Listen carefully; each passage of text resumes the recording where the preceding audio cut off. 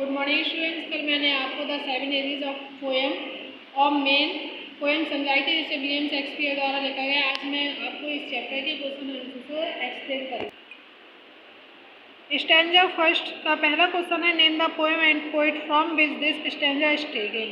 Question है कि इस कविता और इस कविता के कवि का नाम लिखिए।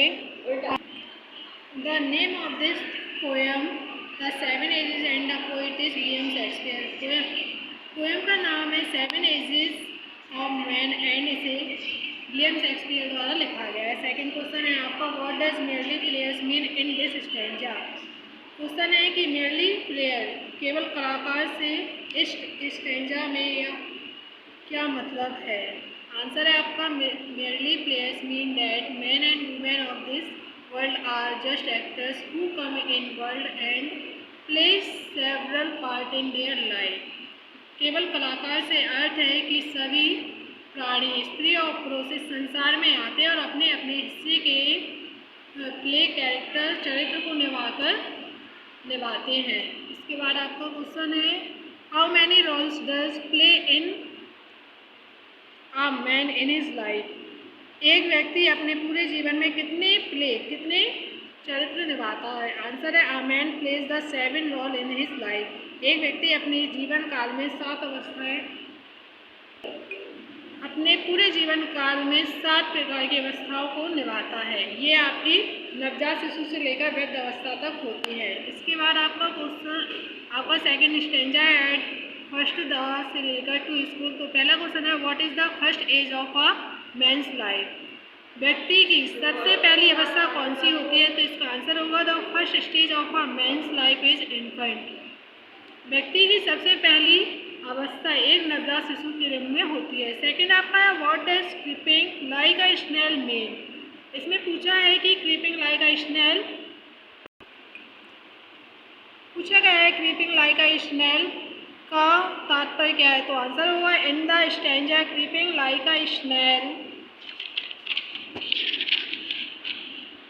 Means creeping like a snail means to walk very slowly. इसमें क्रीपिंग लाइक अ स्नेल का तात्पर्य इससे लिया गया है, क्रीपिंग स्नेल मीन्स होता है घोंघा जो बहुत धीरे धीरे चलता है। इसका अर्थ यही है, क्रीपिंग बहुत धीरे धीरे चलना है। इसके बाद क्वेश्चन है, name the second stage of life. व्यक्ति का जो दूसरी अवस्था है वह कौन सी है। तो आंसर होगा, the second stage of man's life is that of the school boy. व्यक्ति की दूसरी अवस्था एक इसका छात्र या स्कूल बॉय की होती है। इसके बाद आपका थर्ड स्टैंजा है, एंड देन से लेकर आईब्रो।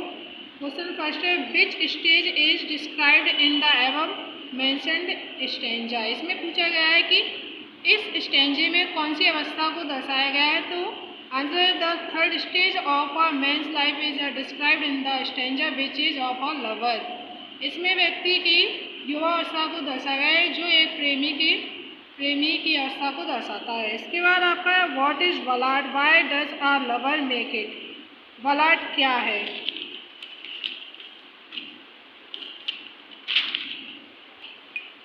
और बलाड इज अ पोएम। बलाड एक प्रकार की गाथा गीत है। The lover created a ballad in appreciate the beauty of his बीलव्ड।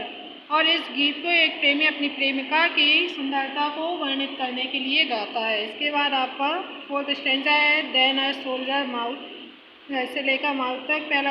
इसका पहला क्वेश्चन है, which stage of man's life described in this stanza. इसमें पूछा गया है कि इस स्टैंजे में व्यक्ति की कौन सी अवस्था को दर्शाया गया है। तो आंसर है, the fourth stage of man's life is a soldier. इसमें व्यक्ति की चौथी अवस्था का वर्णन किया गया है, जहाँ वह एक सिपाही की तरह लगता है। Reputation means. क्वेश्चन है कि बबल रेपुटेशन या अकाल्पनिक प्रतिष्ठा क्या है। आंसर है, the bubble reputation means is that transitory in nature. The bubble reputation means is that transitory in nature. अकाल्पनिक प्रतिष्ठा वो है जो व्यक्ति सोचता है कि मेरी